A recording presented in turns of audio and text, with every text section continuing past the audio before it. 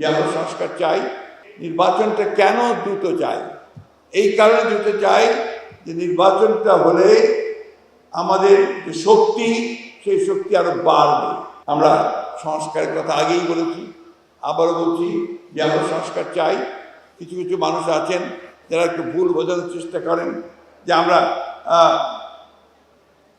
সংস্কার আগে নির্বাচন চাই বা নির্বাচনের অস্থির হয়ে গেছে। বিষয়টা কিন্তু সেটা না, এটা বুঝতে হবে।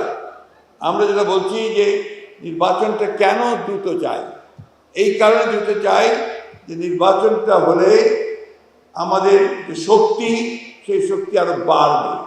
যে সরকার থাকবে, পার্লামেন্ট থাকবে, অনেক বেশি শক্তিশালী হবে।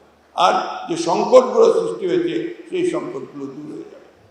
আমরা যে কথা বলেছি যে আমরা নির্বাচনের পরে আমাদের দল থেকে আমরা বলেছি যে আমরা একটা ঐক্যবদ্ধ জাতীয় সরকার করতে চাই, সবাই মিলে রাষ্ট্রের সমস্যার সমাধানগুলো আমরা করতে চাই।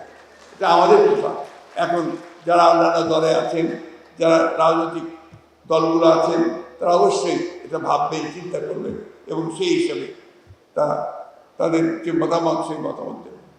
আমি বিশ্বাস করি তত্ত্বাবধায়ক সরকার, বা আমরা বলছি না, আমরা বলছি ইন্টারিম গভর্নমেন্ট, সেই ইন্টারিম গভর্নমেন্ট তাদেরকে আমরা সমর্থন দিয়েছি, সমর্থন দিয়ে যাচ্ছি এবং এই সমর্থন দিয়ে তাদের পক্ষেই সম্ভব হবে আমরা একটা পথ খুঁজে পাবো, যে পথে আমরা সামনে এগিয়ে যেতে পারবো। একনল হ্যান্ড ওয়াশ 100% প্যারাবেন ফ্রি, তাই নিরাপদ হাতের জন্য আস্থা রাখুন একনলে।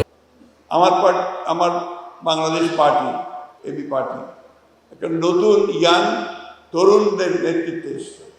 আমি ব্যক্তিগতভাবে খুবই আশাবাদী এই দলের মধ্যে যে সমস্ত তরুণেরা এসেছেন, যারা দল করছেন, দলকে সামনের দিকে এগিয়ে নিয়ে যাচ্ছেন, তারা অবশ্যই সফল হবেন এবং বাংলাদেশে এবি পার্টি একটা অত্যন্ত গুরুত্বপূর্ণ রাজনৈতিক ভূমিকা রাখতে সক্ষম হবে বলে আমি বিশ্বাস করি।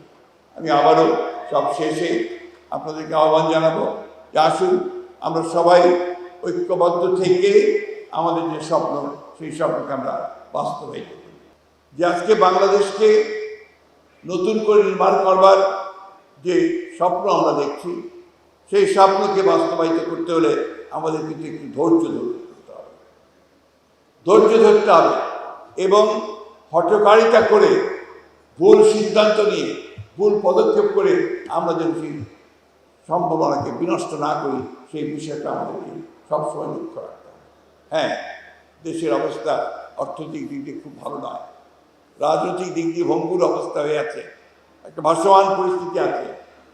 আমরা সেইটাকে একসাথে করতে চাই, আমরা সেটাকে একখানে নিয়ে সবাই মিলেই আমরা এই সমস্যাগুলো সমাধান করতে চাই।